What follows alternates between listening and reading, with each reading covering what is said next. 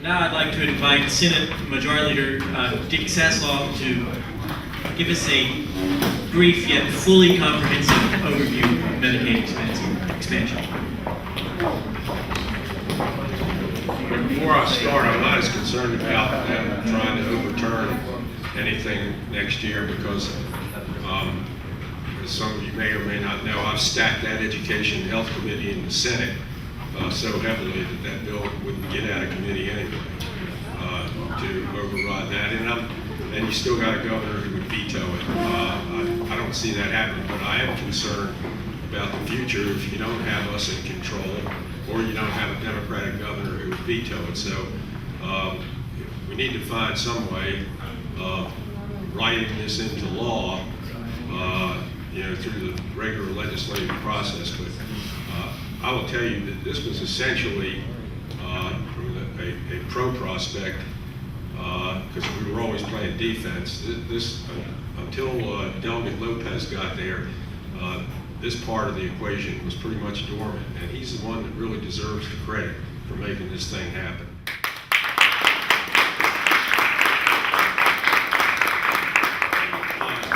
Let me now address the topic that has concerned a lot of people and has us bogged down in the General Assembly now, and that's the expansion of Medicaid, and which to people who earn up to 138% of the federal poverty guidelines, which for a family of four is $22,000, which would mean you're talking about $31,000 a year. These people, A, they're working, and B, they can't afford insurance, health insurance, or they work for a place that can't afford health insurance. This is money that's part of the Affordability Care Act, the ACA or Obamacare, whatever you want to call it, that allows states to expand their Medicaid. And when this was in the legislative process, back in 2010 or 9 in Congress, the hospitals agreed to some cuts in Medicare. They agreed to cuts in the what's called DISH payments. That's the disproportionate share payments that go to hospitals that handle a lot of indigent care. And as a result of us not expanding Medicaid, they're losing a lot of money. And in the rural areas, some of those hospitals, over the next 2 to 3 years, they're going to close or drastically limit their services to the public. I mean, that's a fact. Even Carillion, which is one of the largest, in the Mid-Atlantic region, says they can't continue to operate unless they get this money. Now, in an audit, these are the arguments you hear from the Republicans in the House of Delegates against it, and the Republicans in the Senate who were opposed to it. 3 were not. And that's how we got the bill out with bipartisan support. How do we know the government's going to keep their promise? Well, they may or they may not. More likely they will, but let's suppose they don't. You can discontinue the program. And under this Marketplace Virginia, which is our version of Medicaid expansion,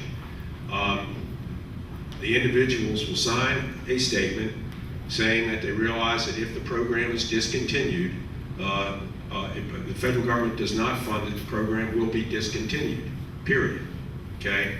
And the U.S. Supreme Court has already essentially settled that issue. That can't be forced on the states as a condition of keeping other Medicaid payments. So that's been taken care of. In addition to that, we got a letter from the Department of Medicare and Medicaid Services saying we could try it for 2 years. That's where for the next 3 years, by the way, the federal government funds 100% of it, and then they drop it by 2% a year back down to 90%. And I remind everybody in this room right now that our $8 billion current Medicaid budget is only 50-50. We're talking 100%. And it would add, by the way, about 30,000 jobs to the economy. And under the plan that we've proposed, Marketplace Virginia, it would be run through the managed care.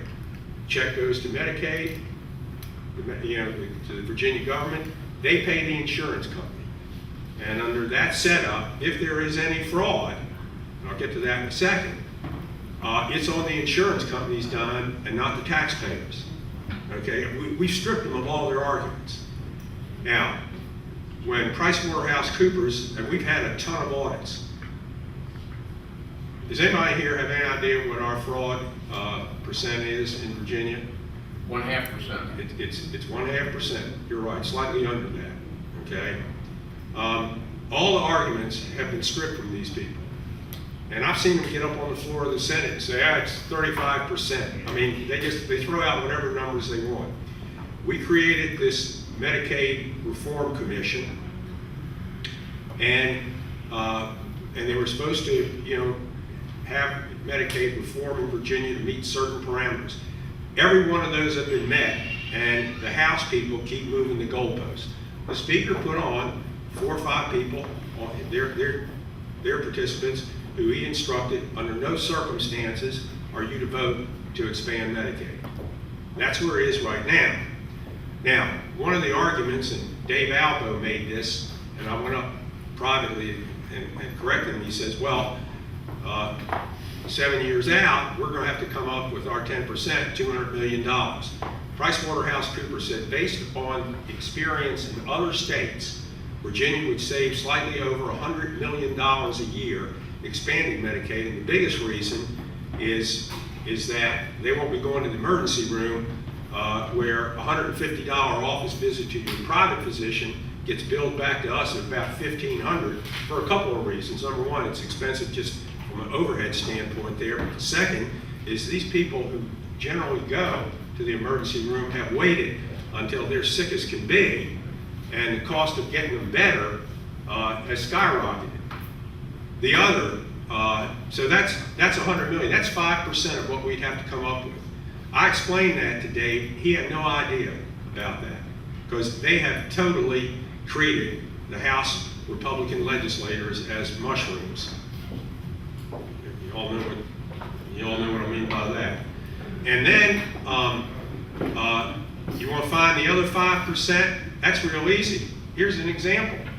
Every year, and it keeps going up, this last year, the state wrote $140 million of checks to 2 hospitals, MCV in Richmond and UVA. This is for indigent care. If we expand Medicaid, that $140 million is now going to be used for K through 12, or you can use it for the other 5%. The arguments that these people present make no sense at all.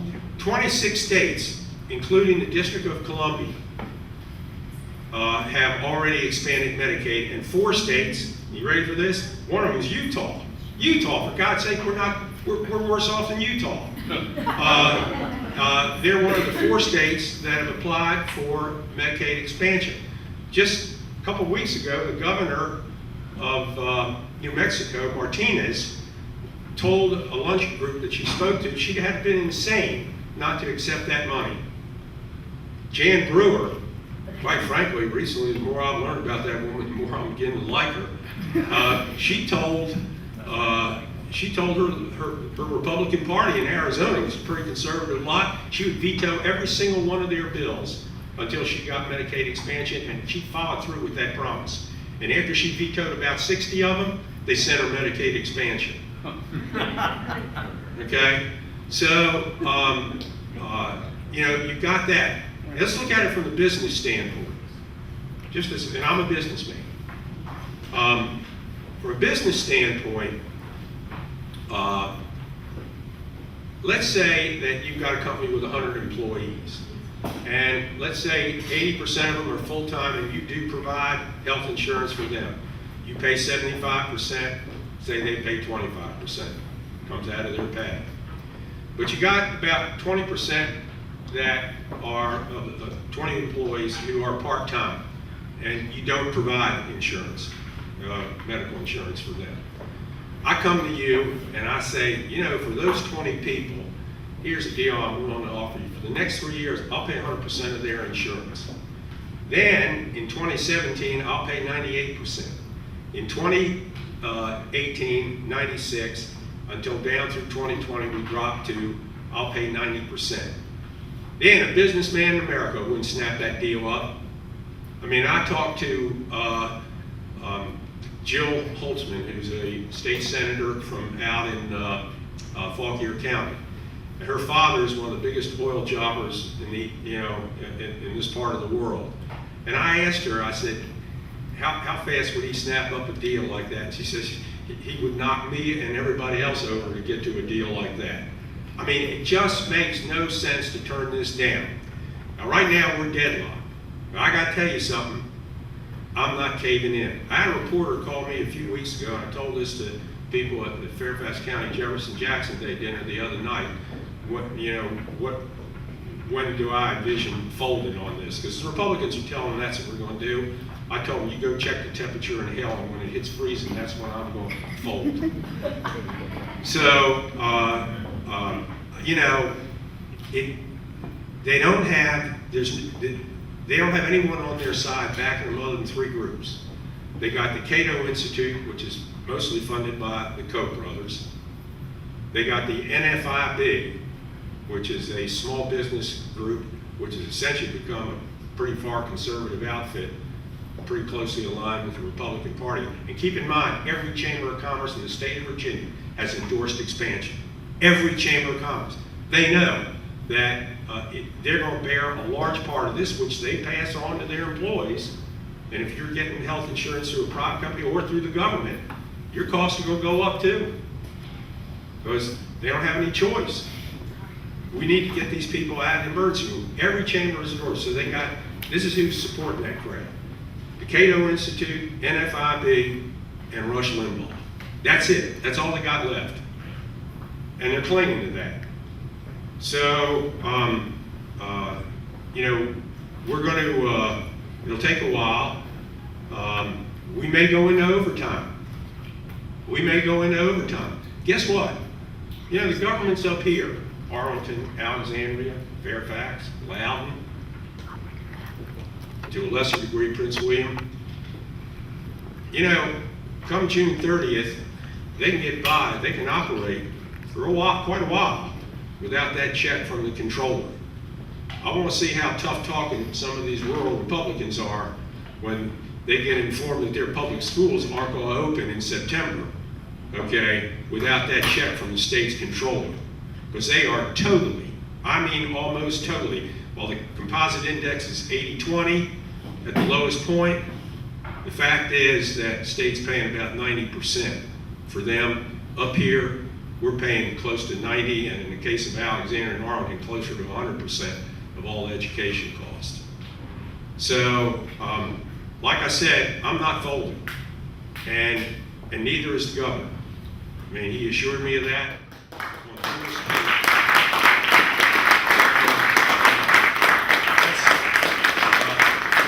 That's where we are at this point, and I'll take a few questions if y'all have any. Okay. So when we're looking at the Republican House and standing in the way on this, and the news articles talk about how the Tea Party and the strength of the Tea Party is what people are afraid of primary challenges. But then the reasoning goes that up in Northern Virginia, the Republican delegates, their concern should be more a general election than a primary election still. So is it really our job up here in Northern Virginia, or is that not a path for us as activists? The two Republicans that were defeated were one was definitely from this region, that was Joe May. There were a lot of people who told me that Beverly Sherwood did not campaign at all. In fact, when the primary was over, she had over $700,000 in her campaign account. And Beverly probably could have run a write-in. By the way, the guy that beat her told Bill Howe he had no idea he had to go to Richmond. That's a part. This is what won the House of Delegates seat. Okay. The guy that beat Joe May put in what we killed it in the Senate. Got through the House. Of course, anything to get through the House. That damn bazooka bill, which we killed in the Senate. This is to allow federal law allows states, local police, to control the transfer of things like machine guns, shoulder-fired missiles, if you would believe that, weapons like that, flamethrowers if you got one, and the Rock puts in a bill, says that if the local police don't approve it in 30 days, the transfer is deemed to be approved. I don't have to tell you, the police were totally opposed to this, got through the House, we killed it in Senate courts. Because after I took over, I stacked every single committee to make sure this crap doesn't get out. So this is where it is. These things right now, they are terrified of the Tea Party. I don't buy into this thing that the speaker's going to yank 25 to 30 people off of committees. And I told one of the radio announcers, if Bill Howe did that, and I don't think Bill would, for the rest of the time he's in the General Assembly, you better sleep with one eye open. Because either that or have a bodyguard. If you take 25 people off a committee, you got a war on your hands. So I don't buy into that for 1 minute, but I think the biggest thing driving them is the fear of that far right wing. And in the House, the people that are driving that, I guess, to the largest degree would be Ben Klein, whose schools are going to shut first. So anyway, that's where it is. Any other questions? So what I'm trying to ask is what would you tell us as activists? Is there something that we in Northern Virginia can do to help strengthen your hand? If you live, first off, if people ask me about writing these people, if you don't live in their district, you're wasting your time. But so Delegate LeMunyon, Delegate Alba, If you live in your Delegate district, Hugo. then I would encourage people to write them, okay? Because I'm a lot more swayed if I'm on the line, and some of these people are. There's some people in the administration that say there's 22 Republicans that would switch. And I told them, don't even attempt that unless you've got about 30, because some are lying to you, okay? And I know that from my 38 years experience there. If I had $1 for every time one of that crowd, misled me, I'd have more money than Mark Warner.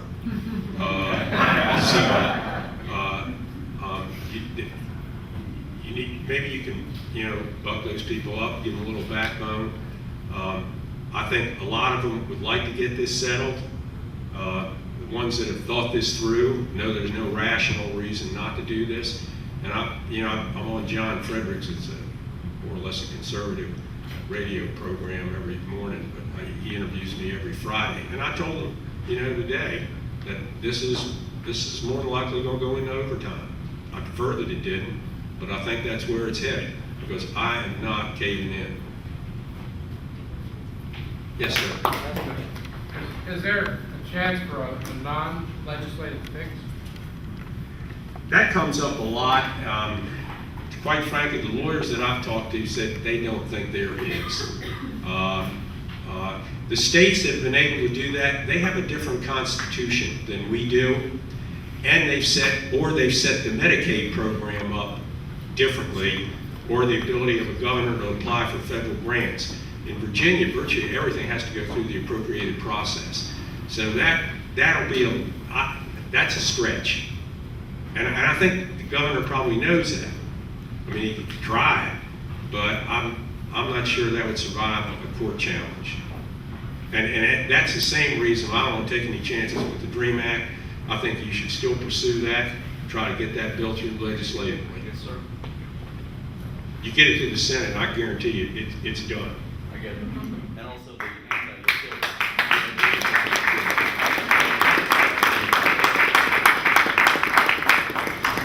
Thank you, Senator Saslaw. We're going to welcome Edgar, who's going to tell us about driver's licenses quickly, and then we will move on to the winner's circle.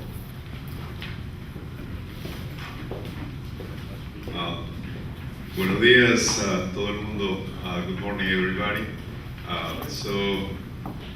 When I hear the presentation of Alfonso Lopez, I got scared because everybody's going to pick me out today. But the thing is, driver license is a very important issue. Just I am going to talk very short because we are in the process right now of building a coalition. We cannot move forward with that issue if we don't have a very strong coalition.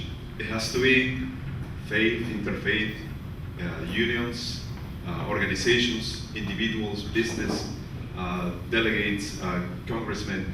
So we need a strong coalition. That's what I am coming here to talk with you, to join us, because otherwise we cannot do anything. We have seen with the state tuition how hard, how difficult it is even to move it in a subcommittee, in a committee. So I cannot imagine how hard will be a driver license. But it is one of the issues most important for the Latino community. Just raise your hand if you think the driver license is an issue that is important for the community that you are working with. It is very important. So what with VACOLAO and Legal Aid Justice Center we have done is, since last year we have put together a research which still is in the process of getting better this research, and soon we will have a paper so we can begin a campaign. But it is not going to be announced today. Today it is only for me to ask you, please join us. We have to build one of the strongest coalition. This cannot be accomplished only for one organization or one individual or one coalition. It has to be a branch of organizations and coalitions. Driver license is an issue that really is being used for the Immigration and Customs Enforcement to deport a lot of people. So it's dividing our families, and we need to do something about it. But I am going to be very cautious about how we are going to move and when we need to move. But soon we will be organizing an event exclusively to talk about driver license and how we want to move, and also formally request your support for this. And I want to thank everybody for coming today, and really I am very proud. This is one of the first debriefing session of VACOLAO. We always are joining with the summit every October, which brings hundreds of people, but this is today something that we are going to begin doing every year, because that's what we need. We need to hear what our legislators have done, what everybody of you have done, and how we are pushing a very progressive agenda for Latinos and for immigrants in Virginia. And thank you very much. And please look us about the driver license information in VACOLAO.org. We will be updating, and like us in Facebook. We have 600 people who like us. If you all do it right now, we will go really up. And thank you very much. And Andres? Edgar, I just want to echo what you're proposing here about the driver's license issue. We look at it politically, it doesn't stand a chance. But the thing we have to realize is we don't do things necessarily because they're popular. We do them because they're right. It doesn't make sense. The fact that people who are, and again, it's not an immigration issue, as we've said before, it's a safety issue. You want people who get in the cars because folks that need to go to work, they're gonna get behind the cars and drive. We want people to know our laws, obey them, get insurance, and do everything else. So what you're doing is correct. We need to educate folks. I realize that facts get in the way for some people to arrive at their decisions, but I think on this issue, it does make a heck of a lot of sense, and thank you for taking the lead on that. I think this is the last question. Yeah. I just want to say that this is very important because I have one of my uncles who has been deported just because he went over the speed, just for 10 miles over the speed, and they asked, like, what is your social security? He didn't know what to do, so he was deported, and he was just going to work, and he left 2 children here. So this is very important.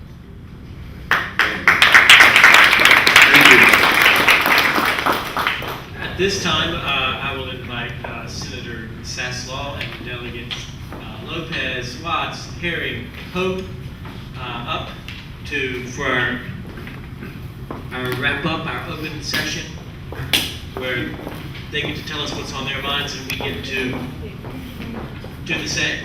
I thank you all for, first of all the work that you do in pushing important agendas and ideas ahead. I'm going to be just brief and just tell you what I worked on this session. It's a lot of things that are near and dear to my heart. And the first is with housing. In Alexandria City, where I live, there is a concern about losing affordable housing stock. A bill that I put in, it was a condominium conversion bill, which basically provided if a family lives 150% below the poverty level, they'll be able to have the first right of refusal. They'll be able to either go through a program to help them purchase or assign their right to purchase to a housing organization so they can stay in place. Unfortunately, powerful lobbyists were able to defeat that bill. But it did get the conversation actually talking about, legislators realized what I was concerned about, their children are being displaced. And Virginia has not actually tracked how many juveniles are existing in these sort of affordable housing units and are being displaced by condo conversion. So that's one measure they put in. It failed, but typically sometimes these measures do fail. I worked with John long time ago, John Horsch, on homeless intervention, the HIP program. Yep. We used to say it's hip to be hip, and that was in the early 90s. It takes time, but that's something that I will continue to work on. I did have a bill regarding small businesses and tax credits to encourage the employment of recent college graduates at Virginia universities. It got some traction. Again, it took this year, actually, the second time I introduced it. Virginia Tech, it was a strong supporter, as well as the Chamber of Commerce. So again, we'll just keep pushing for that. There are some measures that I did have that did pass that I think will be of interest to you. There are 2 absentee voting bills that I got through to make it easier. Some ballots were actually rejected because a voter forgot to put their middle initial in or actually forgot to date the ballot. Not dating a ballot is no reason to reject it because we have the stamp from the post office saying that when it was mailed. So that bill did get passed, as well as forgetting your middle initial. I also did co-patron a bill establishing the electronic bed registry here in Virginia. That was part of the bigger mental health reform package that happened in the General Assembly this year. So I don't want to take too much of your time. But again, I thank you all for all your work, and I've worked with many of you, and I've seen you in Richmond. So thanks for all that you do, and I look forward to your questions.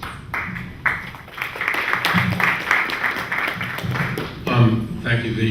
The major piece of legislation that I had this year has made it possible that starting July 1st, and it's going to take 10 to 12 years to fully implement this, the Dominion Dominion Resources will begin putting those power lines that you see on telephone poles here in Northern Virginia and across the state. They're going to start putting them underground.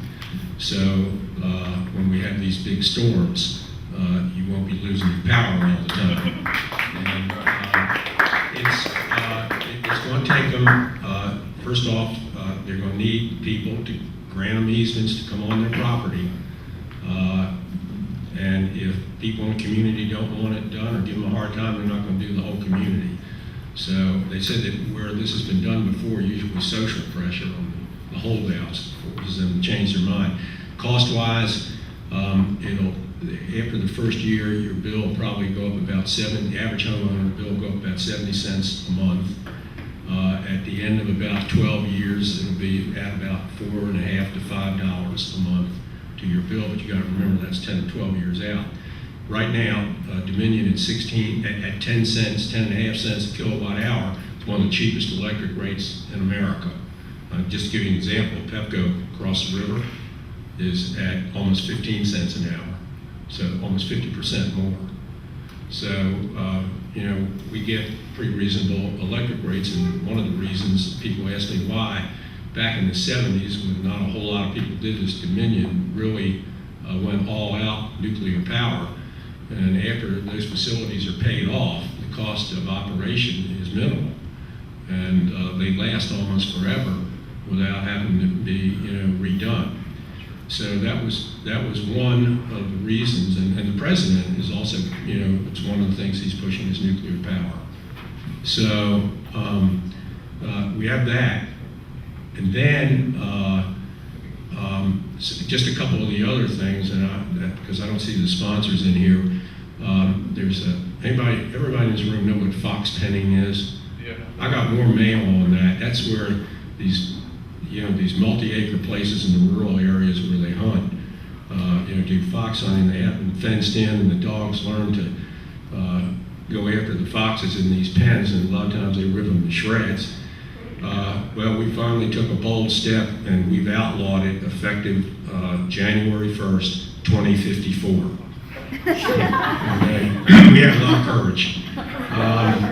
And I didn't know those things lived that long, but who knows? And in Virginia, you can start hunting on Sunday. Don't try to do it in Arlington or Alexandria or Fairfax. But we had the distinction of having the only constitutional amendment which gives you the right to hunt. I voted against it because I don't think that kind of stuff belongs in the Constitution. Your ability to govern does. And who in Virginia, for God's sake, can't get a gun and hunt? We had the only constitutional amendment in America, of all 50 states plus the federal, where this constitutional right was good only 6 days a week. Okay? On the 7th day, you didn't have that constitutional right. And bills like that, there were others that you might hear discussed. By and large, it was fairly successful. I mean, we had some failures. As one was mentioned, there was no reason that DREAM Act should not have been passed. When the bill's coming out of committee 18-3, it ought not to be diverted, to a committee where they know it's going to be killed. So, anyways, that's one of the things we've got going. My party took over the Senate about 4 weeks, 4 weeks into the session. After that happened, everything changed. We changed the committee structure. I stacked the Courts of Justice Committee to make sure no more of these gun bills got out. I stacked the Education and Health Committee to make sure none of these crazy bills that they put in, dealing with a variety of issues which really don't belong in the General Assembly, that they don't get out. So hopefully we'll stay in power after the 2015 election. Well, I too want to thank you all for being here, and thank you so much for your leadership. When you come back from a session in Richmond, you kind of, especially on the House side, it can be very frustrating, but to come back home and just listen to groups like you all, it's really helpful, and thank you for coming up to Richmond to advocate. The big issue certainly was Medicaid expansion and continues to be, and I think that can help the most Virginians if we get that passed, and I think that's got to be our highest priority. Some of the issues that I've worked on over the years are prison reform and of course some healthcare issues. And one example I think that I would encourage you to, instead of getting discouraged when you try to go through the legislative process, is try to go through the administration and the regulatory process. And I'll give you one example. In Virginia, up until in fact this week, it was allowable for prisons and jails to shackle pregnant inmates during labor and delivery. And I put a bill in a couple of years ago to prohibit that practice because I've heard of it going on. When I say shackle pregnant inmates, I mean their hands are cuffed, it's connected to what they call a belly chain, and that belly chain is connected to your ankles. And they're attached too. And so that's what's happening during transport to a facility and labor and delivery. And we have records of people actually delivering in that condition. And you put a bill in to prohibit that practice, and Republicans just oppose it. So what I did was I went through the administration, which usually a lot of people in the administration tend to be, especially the bureaucrats, they're not really partisan in most cases, and so they start having these conversations with you, and you can start working out. So I brought a lot of the interest groups together. And so I'm glad that this week they just promulgated final regulations. prohibits this practice in Virginia. And I only say that to you because I don't, you know, there's always more than one way to skin a cat, as they say, and I think that you should look through all different avenues. And I think we've seen that with what Alfonso Lopez has been doing on the DREAM Act and what we've seen with the Attorney General. You know, there's always different ways that you need to think about to getting what you want to accomplish, because I gotta tell you, these guys that are in the House, they're not representing their constituents' interests. It's like they're living 40, 50 years ago and not paying attention to what their constituents want. And I think that's the same thing that we're going to see with Medicaid expansion. So I just encourage you to focus on those things. The other issue that was of very prominence this year was mental health reform. And I'm part of the Courts of Justice Committee with Delegate Herring, and they set up a special subcommittee for all their mental health bills to go through. And we got to this point because it's no secret that we significantly underfund mental health services in this state. And we've all known that. And you know, everything just by the grace of a lot of the community services boards, and we have really good people that are working in these areas, a lot of healthcare professionals saving people's lives. We had a tragic accident that happened to Senator Deeds. And it's just a flaw in our system where we can't find beds. There's not enough funding to find beds for people that are in crisis.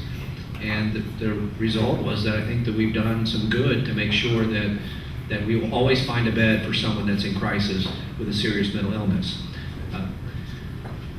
There's three things that we did with the mental health services. One is, and Senator Favola had a lot to do with this, is make sure that the bed of last resort, and I'm most familiar with Arlington and the Community Services Board because I chaired that for a number of years. It's not uncommon to try to find a bed from someone south of Richmond, just to find a bed. And that means the deputies have to take them all the way over there and then bring them back and they have to appear before a judge. It's very time consuming. So Senator Favola helped with Senator Deeds bill. I know she's going to talk about it, is making sure that there's a bed of last resort so that the case managers can look at that. The other thing that they did is put in a real-time registry so that when you're looking at the hospitals that have available beds, they can see on their computer screen where the vacancies are. So they're not calling hospital after hospital after hospital after hospital just to find a bed, because time is of the essence. And so that was a major thing that they've done. And if we ever get a budget, there's going to be about $50 million additional put in just for mental health services in there to ensure that the tragedy that we saw will never happen again. And I think that's a positive step, and I'm so pleased to hear Senator Deeds talk about this just being the first step. You know, we've solved a bed crisis issue, but there's still a lot on the prevention side that we need to redouble our efforts on. And so that was a really important issue that we dealt with, and I was glad to be part of that. But again, I just want to thank you all for having these forums. Thank you for being engaged and being involved, and I really appreciate your support and friendship over the years.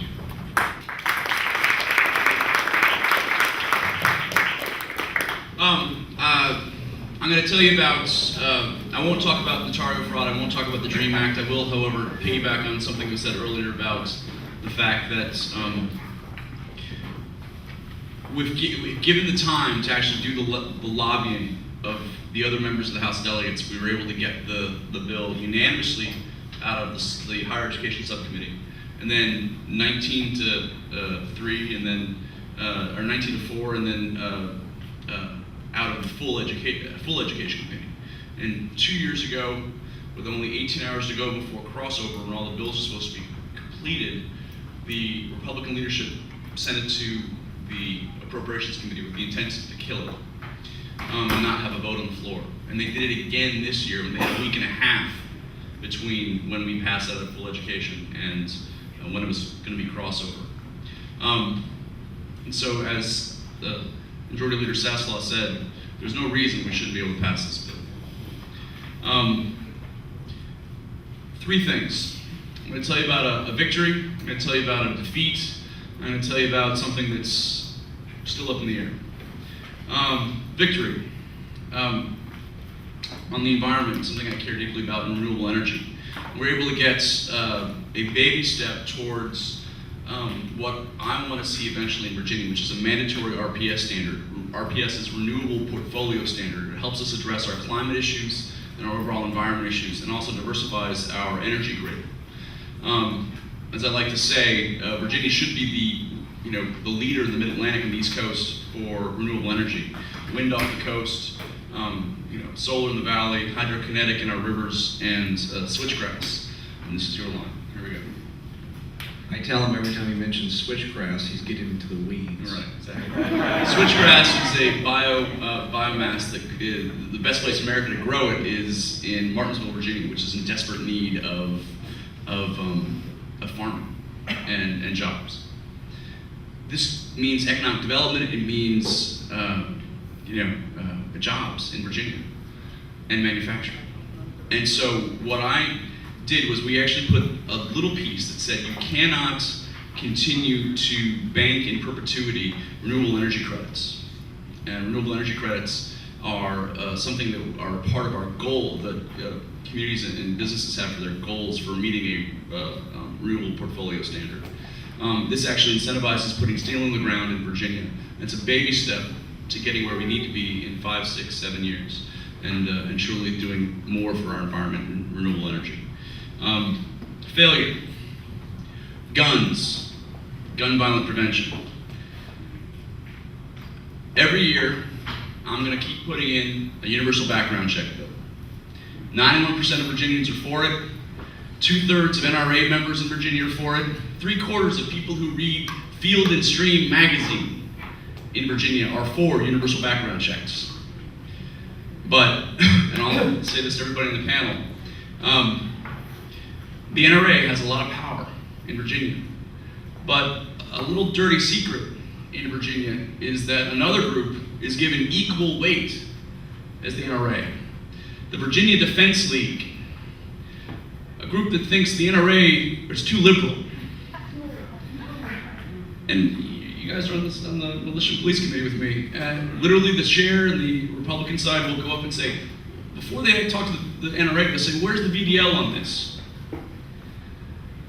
So, until we stop the guys in the tricorner hats and the colonial Paul Revere outfits who are members of the VDL from having equal power as the NRA, we're moving in the wrong direction.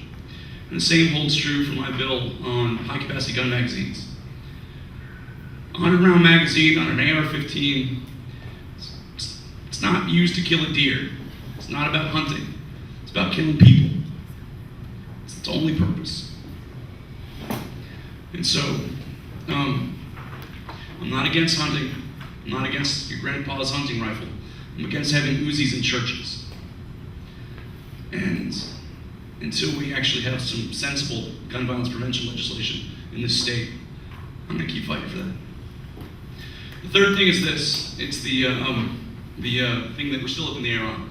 I was very proud of the fact that I was able to get the first Affordable Housing Trust Fund, building off the work of Mary Margaret Whipple, Senator Mary Margaret Whipple, passed in Virginia. And we got $8 million in it. The problem is that California, their Affordable Housing Trust Fund has $1.7 billion in it. We only have $8 million. I'm just trying to capitalize our trust fund a little bit more every year. I put another $8 million in the budget. We don't have a budget yet. We're still working on that. But I hope that when we do have a final budget, the $8 million that's in the Senate version and the zero that was put in the House version on the Republican side goes back to 8 in the final dynamic. So I'll keep fighting on that and making sure that we are able to continue to grow our Affordable Housing Trust Fund, which means an incredible amount to areas like the Columbia Pike Corridor, which is my district. So a victory, a failure, but we'll eventually win on those, and hopefully some good news in the near future. Thanks a lot.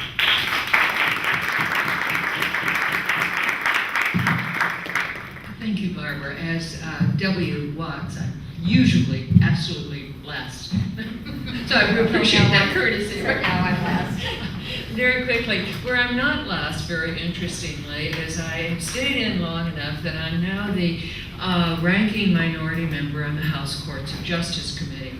I wanted to bring that to your attention because particularly where it comes to criminal laws, the House side on the criminal law subcommittee meets forever and ever and ever, talks and retalks through a bill 3, 4, 5 times. So while I encourage you to work with any member as far as going forward on any criminal law issues you may have, please also bring me into the loop as quickly as possible, because there's only, at one point there were only 2 Democrats, now there are 3 Democrats, but it's very important in those wee hours of the morning that I am as up to date on what the concerns are to try to wend my way through the opposition that usually comes from the prosecutors on the Republican side of why we absolutely wouldn't want to consider the unintended consequences of a given bill. So that I start out with. With that, I had a couple of successes as far as defining sexual groping and as well as dealing with child support enforcement, but what I would like to address are 2 areas. One, I was very much involved in the mental health side of the issue as far as all of the procedures, as far as length of time and commitment, etc. These are all part of the court system, the due process procedures.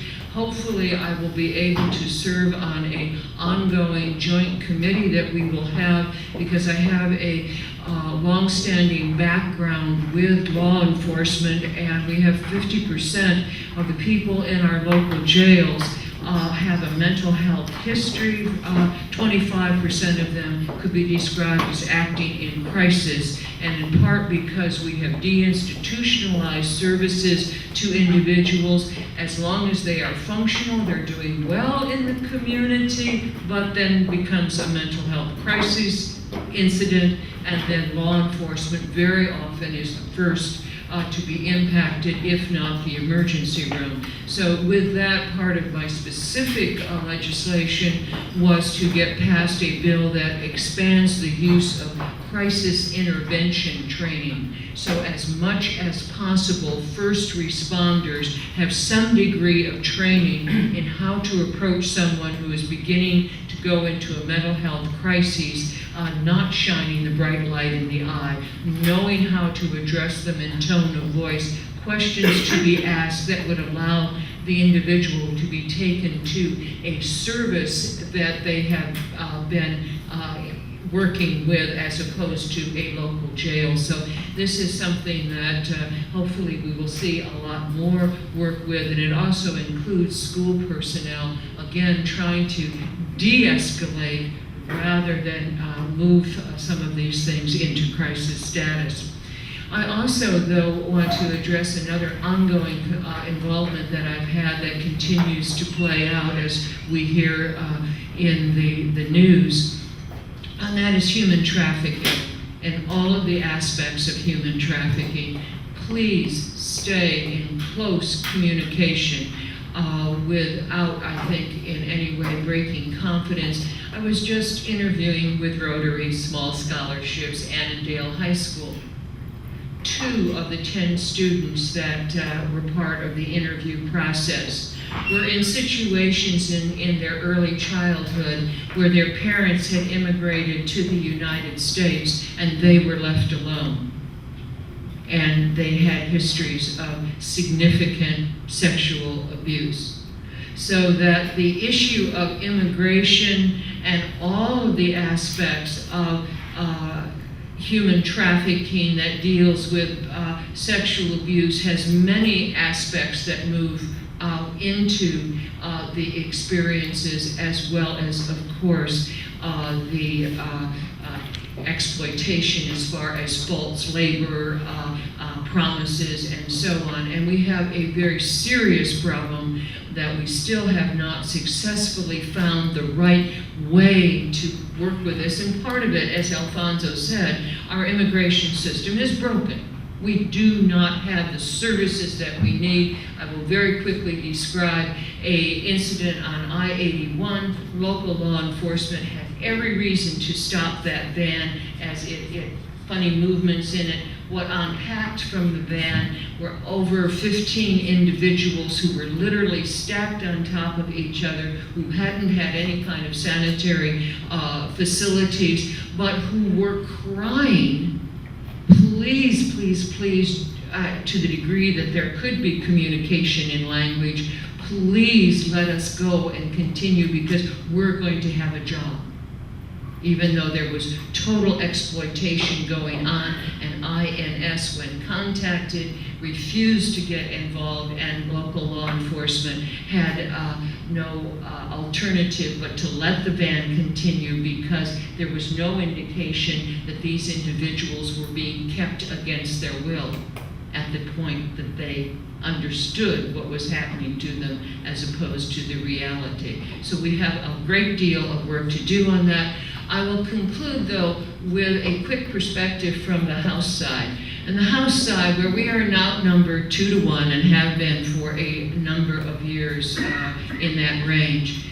What we have seen over the last dozen years, ever since the control changed, is ever more use of the committee system to punish, and to punish on individual votes.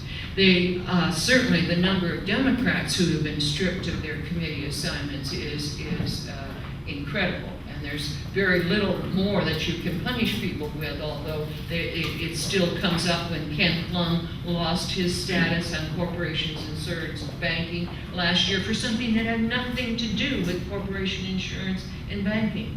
But what I wanted to emphasize is that another aspect that is being used is subcommittees and subcommittee chairmanships of people who have been in the House just 2-4 years, 1 or 2 terms, and now they're a committee subcommittee chairman, helps them in fundraising, helps them in status, helps them get reelected, and so that this is another way in which the you will vote in a certain way is definitely carried out. So my final words are the seriousness of this in the House is that there are 100 House seats as opposed to 40. So our districts are smaller and smaller. So redistricting that over the last 2 redistricts has packed more and more Democratic strength into as few districts as possible, i.e. this part of Northern Virginia and the core cities, has meant that the Republican seats are that much more secure as well. They don't have opposition except for the right wing of the party, the Tea Party group. And so the leverage that we deal with, the fact that they are not representing a broad constituency to the degree that a Senate member has 2.5 times more people, by definition it's going to be broader. They'll have more experience. The Rotary scholarships that they might be interviewing will give them an eye to a different experience rather than just a gated community type of experience. The challenge in the House to understand the breadth of needs throughout the Commonwealth is very demanding.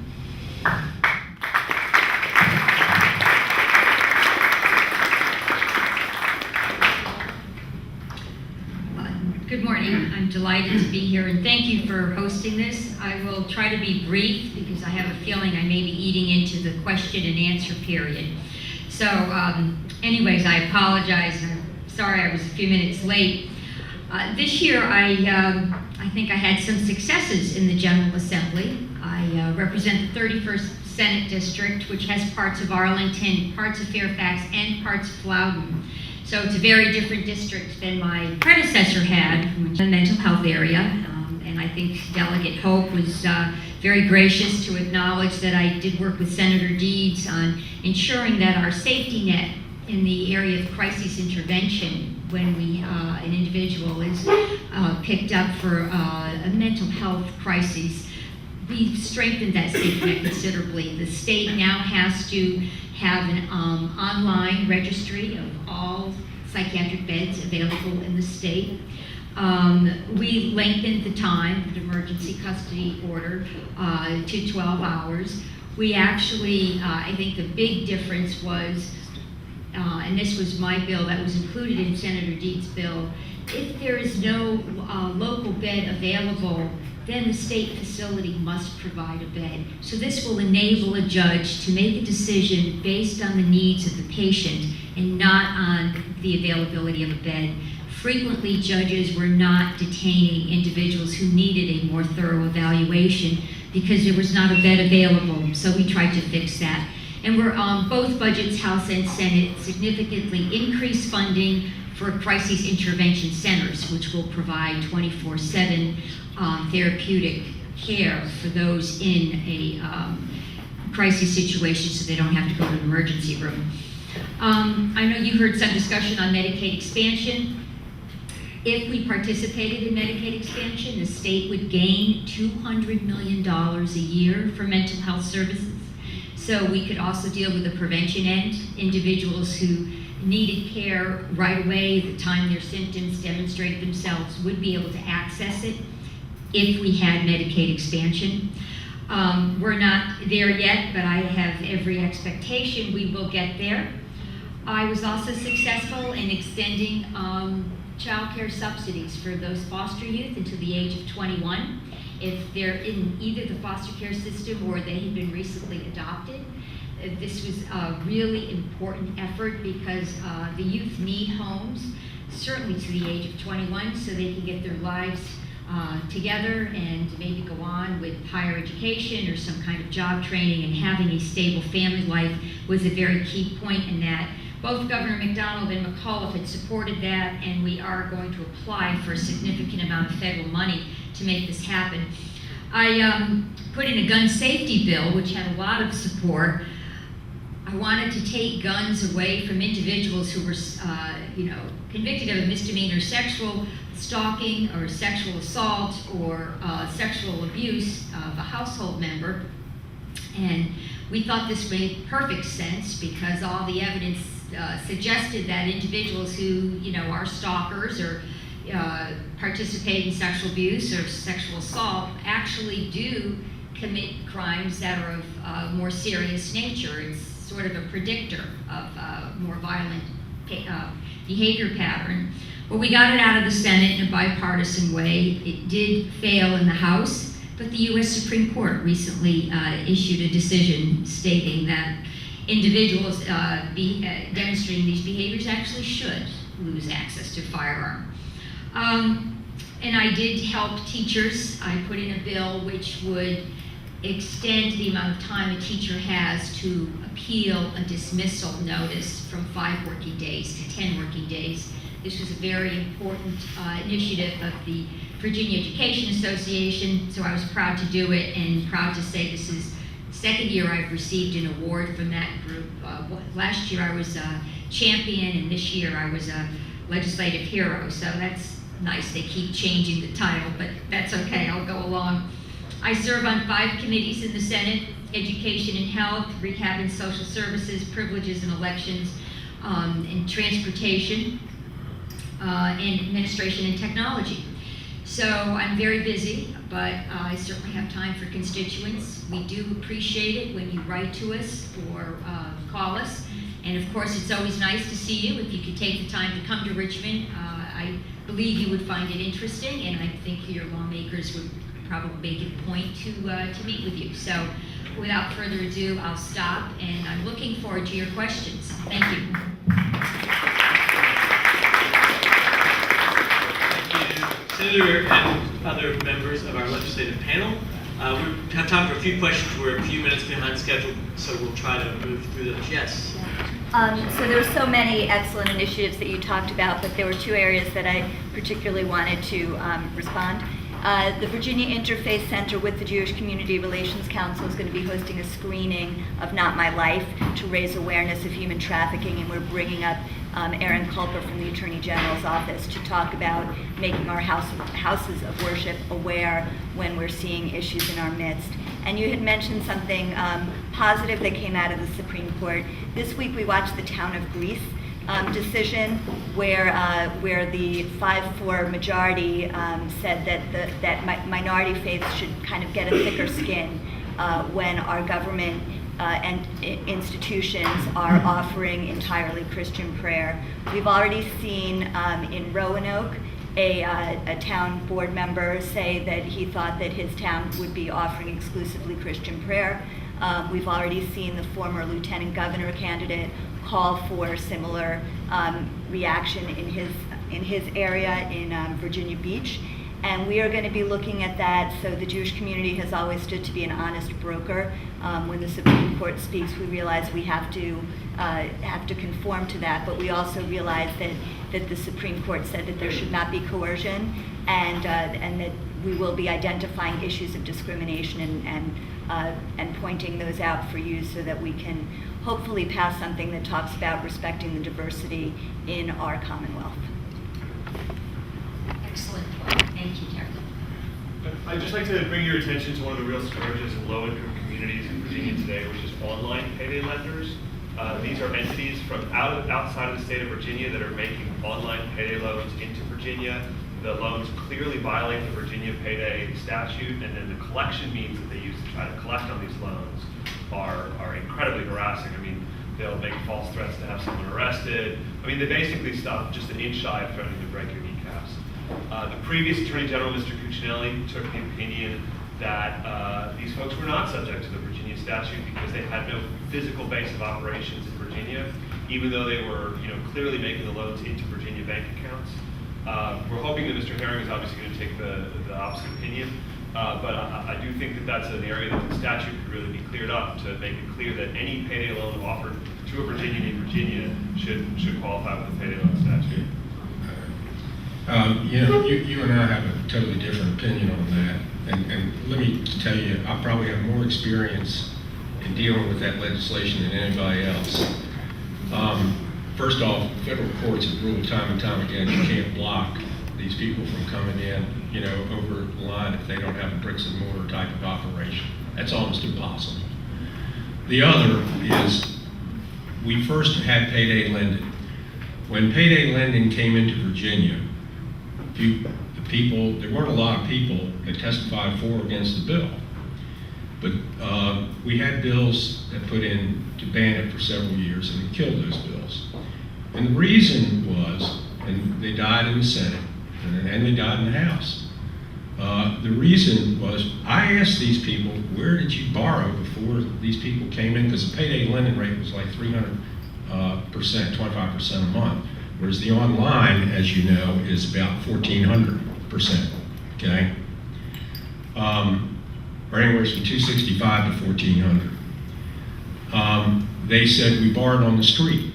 Every one of them borrowed on the street because they couldn't get loans. A lot of them had been through bankruptcy.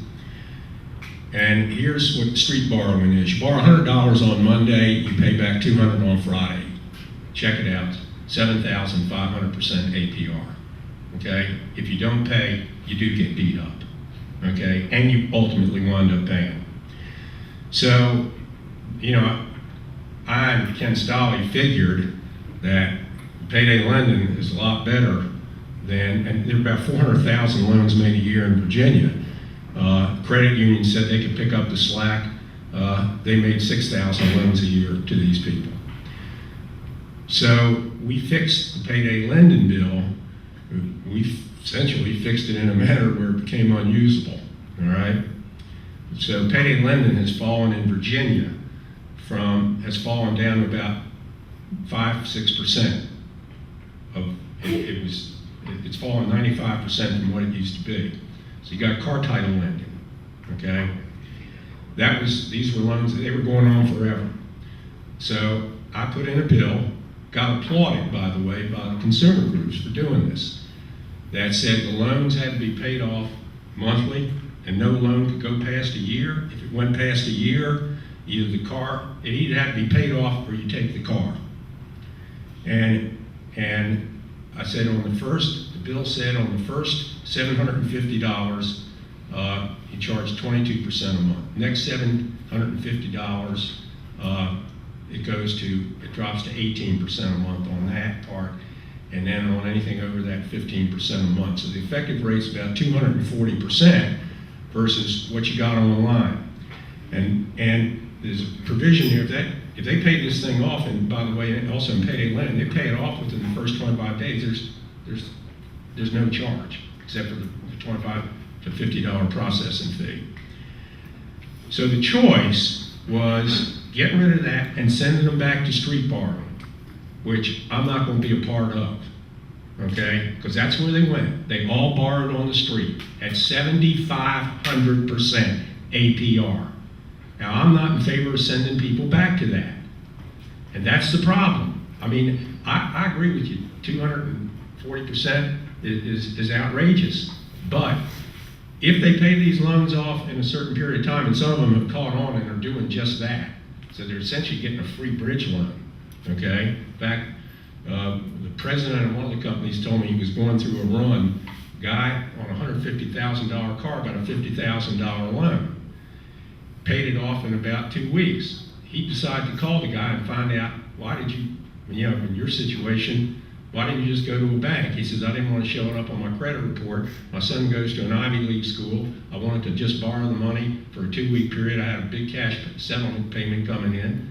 So, I mean, he essentially scammed the car title people. So, my feeling is, I mean, you sit there and say that it's a terrible thing, but that's why we have to now audit, because that's the alternative, is to send all of these people back on the street borrowing at those interest rates. Thank Okay. you. I'm going to be very briefly, just from the House side on all these criminal laws. One of our serious problems that goes across a lot of issues is internet. How do you enforce something under Virginia law that is emanating not just from within the United States, but anywhere in the world, and it continues to be an ongoing challenge. And even if you define it, then who in the world is going to enforce it? Where is your law enforcement that's going to say it's worth my going after this case?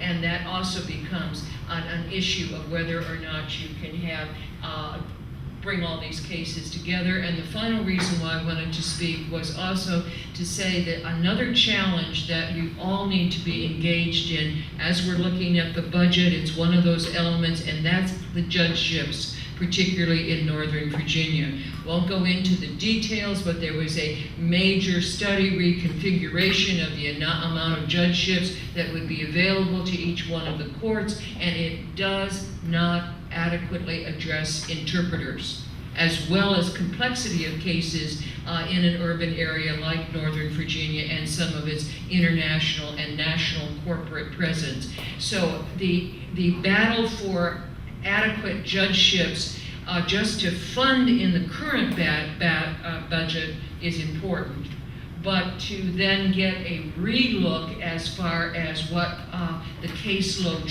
how it should be measured for the Northern Virginia courts is extremely important in dealing with immigrant issues, particularly where interpreters are involved.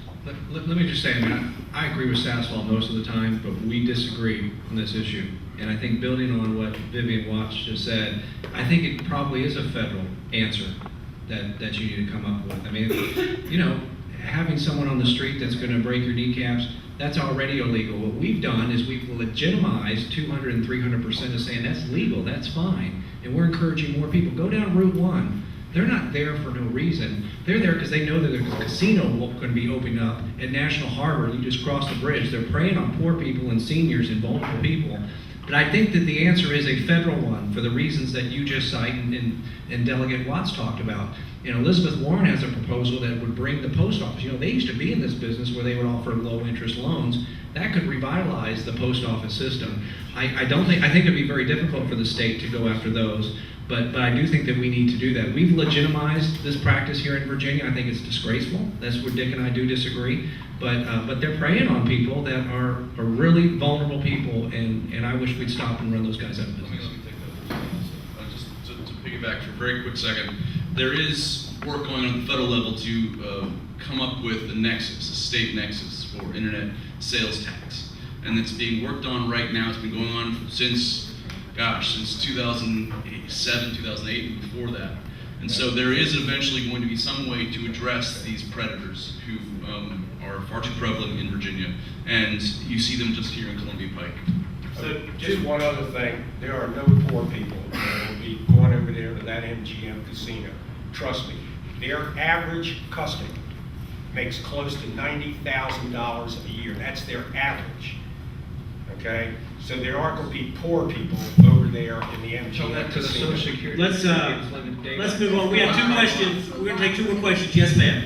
Okay, I want to ask you if somebody put a bill for the license for undocumented people, could you support this bill? I want to know that because sometimes in Virginia, the undocumented people, we feel like we don't have a legs because it's very hard for us to go to work, to the school, or pick up our kids without a license. Let me just address that, and we all care about it. We all support the driver's license issue. I wish that Virginia was a lot more like Maryland every day. But I'm also a political realist. And as I said before in my talk about the DREAM Act and DACA, this is not done. We haven't won, we can walk away. We have to defend the dream. We have to defend it from these inevitable attacks. And I can tell you right now that a serious, concerted push on this issue of driver's licenses will detract from our ability to do what we need to do to defend the dream. And I would still support it. I would still work on it. And I believe in what you're trying to accomplish. But I also want to be politically smart about how we go about doing this. And so I would just warn everybody, we're not Maryland, all right? We are not Maryland. And you'll have Casa de Maryland come down here saying, well, if you just do these kinds of things and work the way we do things, you'll get stuff accomplished. That's false, all right? And I'll be happy to talk to anybody offline about why I think that. Does anyone else have a driver's license comment? No, I support that. I don't have a problem with that.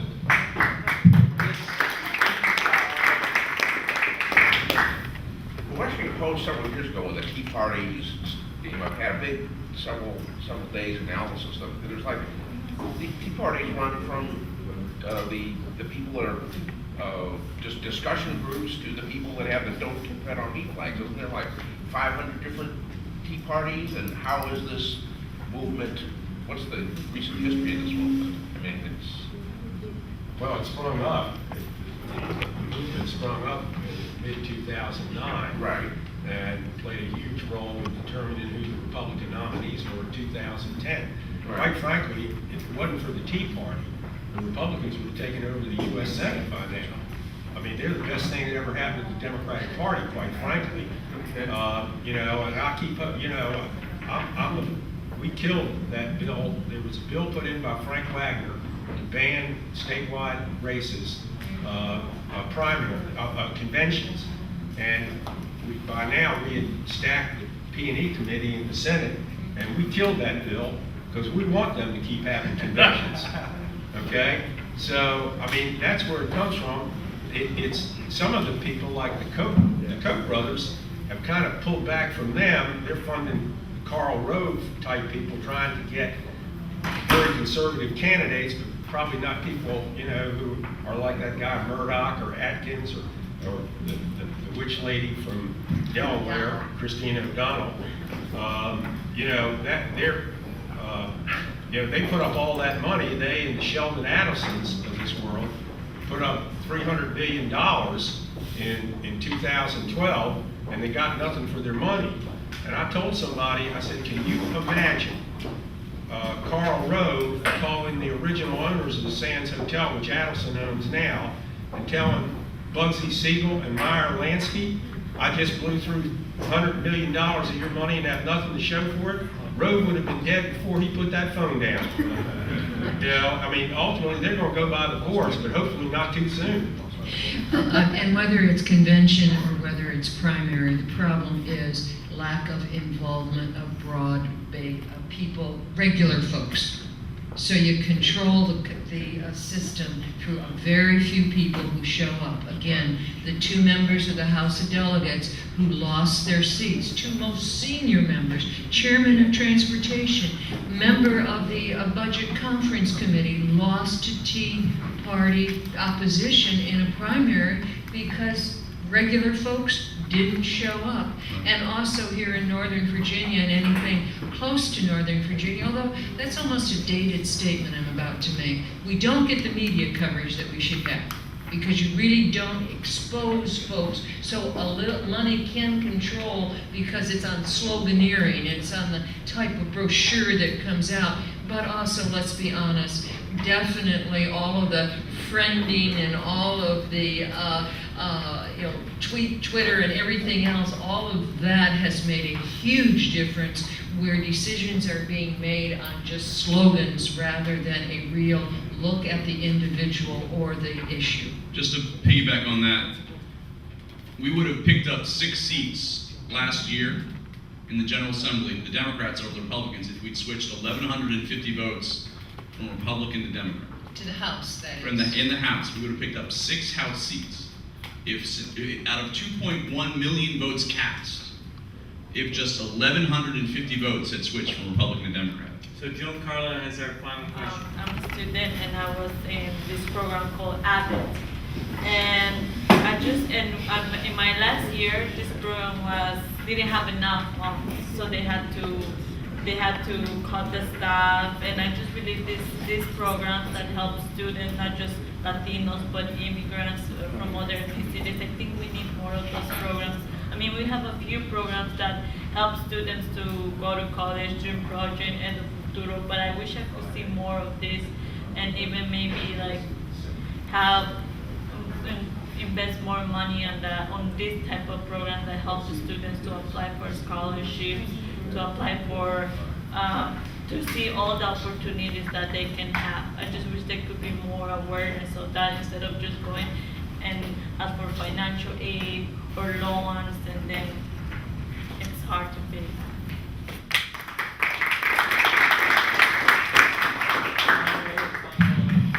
I appreciate your comment, and I do know that particularly low-income students are very cautious about taking out loans, and some of them choose to not go on to higher education because they do have to take out loans. There's an effort to really increase the number of students graduating with degrees, both associate degrees and bachelor degrees. We understand the future of our workforce is really an educated workforce, and we do want to create jobs that are high-paying and enable individuals to make a good life for themselves.